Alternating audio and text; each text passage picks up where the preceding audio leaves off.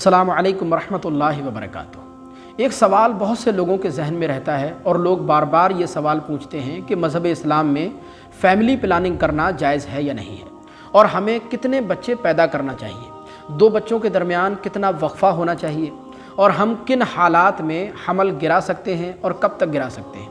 मज़हब इस्लाम और शरीयत मुताहरा इस बारे में क्या हुक्म देती है। एक इस्लामी बहन ने भी सवाल किया है कि सोनोग्राफ़ी यानी अल्ट्रासाउंड वगैरह के ज़रिए ये बात हमें मालूम हुई है कि जो हमारा बच्चा है वो माज़ूर है, तो क्या ऑपरेशन के ज़रिए उस बच्चे को गिरा सकते हैं। मज़हब इस्लाम इस बारे में क्या कहता है। ये वो तमाम सवालात हैं जो लोगों के जहन में बहुत ज़्यादा रहते हैं। मैं आपकी जानकारी के लिए अर्ज़ करूं कि अगर दीन से रिलेटेड कोई भी मसला आप पूछना चाहते हैं या किसी भी मसले में आपको कोई कन्फ्यूज़न है, तो आपकी मोबाइल स्क्रीन पर जो ईमेल और व्हाट्सएप नंबर नज़र आ रहा है, इस पर आप अपना नाम और अपनी जगह का नाम और अपना सवाल लिखकर भेज दीजिए। वीडियो की शक्ल में या व्हाट्सएप पर आपको फ़ौरन जवाब इनायत किया जाएगा।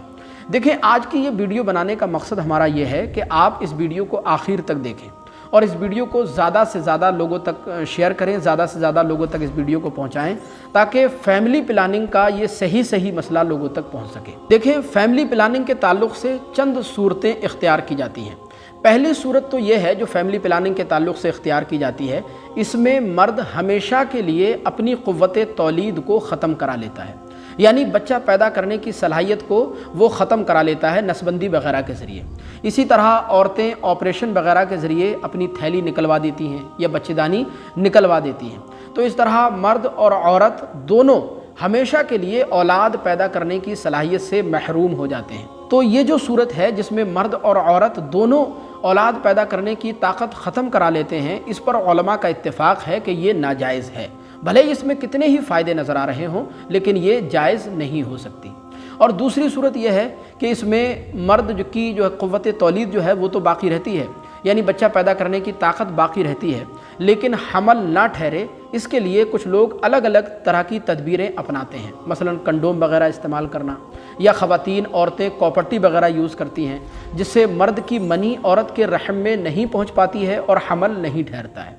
और तीसरा तरीक़ा है अज़ल का तरीक़ा।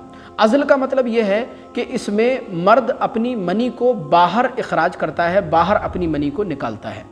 और इसमें एक बात ये भी याद रखें कि कंडोम इस्तेमाल करने की सूरत में या अज़ल करने की सूरत में ये दोनों काम तभी जो है करना चाहिए जब इसमें औरत की मर्ज़ी शामिल हो, क्योंकि कंडोम इस्तेमाल करना या अज़ल करना ये दोनों काम करने से औरत की जिनसी तस्कीन में रुकावट पैदा होती है।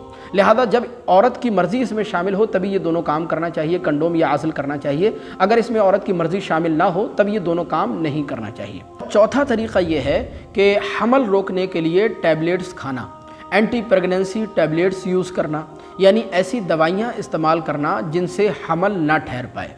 देखें, एक बात हमेशा याद रखें, ये जितनी भी सूरतें मैंने बयान की हैं ये बिलाशुबा जायज़ तो हैं, लेकिन ये तभी जायज़ हैं जबकि औरत की सेहत को ख़तरा हो, औरत की सेहत ख़राब होती हो, या जो है मज़ीद औरत बच्चा पैदा करने के काबिल ना हो, या किसी माहिर लेडीज़ डॉक्टर ने ये बता दिया हो कि अगर अब बच्चा पैदा किया तो औरत की जान को ख़तरा हो सकता है, या पहले से कोई बच्चा मौजूद है वो दूध पी रहा है और मज़ीद हमल ठहरने की सूरत में औरत का दूध जो है वो खुश्क हो जाएगा, दूध सूख जाएगा और फिर इस बच्चे के लिए मुश्किलात पैदा हो जाएंगी, इसकी जान को ख़तरा पैदा हो सकता है।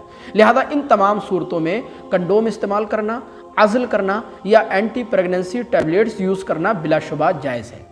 बाकी इसके अलावा जो है वो बच्चों की परवरिश के लिए कि बच्चे ज़्यादा हो गए तो मैं उनकी परवरिश कैसे करूँगा, उनको पढ़ाऊँगा लिखाऊँगा कैसे, उनकी स्कूल की फ़ीस कैसे दूँगा, उनको खिलाऊँगा पिलाऊँगा कहाँ से, उनकी ज़रूरतें कहाँ से पूरी करूँगा, इन तमाम चीज़ों के लिए कंडोम इस्तेमाल करना या अज़ल करना या एंटी प्रेगनेंसी टैबलेट्स यूज़ करना ये दुरुस्त नहीं है। क्योंकि एक बात हमेशा याद रखें कि रिस्क की ज़िम्मेदारी अल्लाह तबारक व तआला ने अपनी ज़ात पर ले रखी है।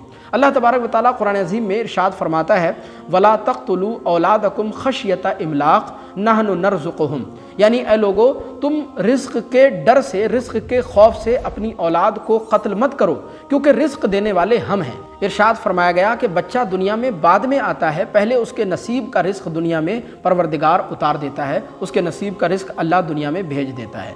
तो रिस्क की ज़िम्मेदारी, रोज़ी रोटी की ज़िम्मेदारी अल्लाह तबारक व तआला ने ख़ुद अपनी ज़ात पर ले रखी है।